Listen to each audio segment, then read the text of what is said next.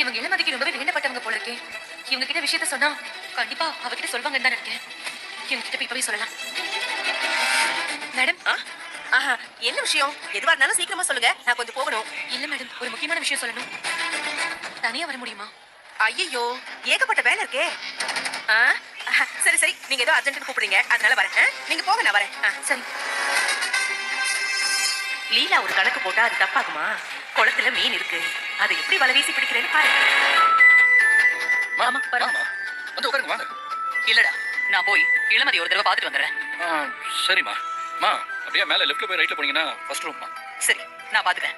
ரஞ்சிதம் வா. நான் நம்புறேன், உங்களுக்கு என்ன வேணுமோ அதை நான் செய்யறேன். நான் சொல்ல போறது கல்யாண மாப்பிளை பத்தி தாங்க. என் பொண்ணு அந்த விஷயம். உங்களுக்கு எவ்வளவு வேணும்னாலும் பணம் வாங்கிக்கங்க. ஆனா குழந்தைய கலைச்சே தீரும். கதவை தரங்க. யாரு? நான் இளமதியை கூட்டிட்டு வந்திருக்கேன். கதவை தரங்க. நீங்க எங்கேயும் போக கூடாது. நான் வர வரைக்கும் இங்கதான் காவல் கடிக்கிற செய்யும். வெறும் ஜேம்ஸ் பாண்ட் வேலை பார்க்கற நேரமா? ஹாஸ்பிட்டல் கிளம்பி இளமதி கிட்ட உண்மையை சொல்றதுக்காக இங்க கிளம்பி வந்தியா? டேய் கொலைகார பாவி, என் பொண்ணு இப்படி பண்ணிட்டியேடா. இல்ல நல்லா இருப்பியா? உனக்குலாம் நல்ல சாவே வருதுடா.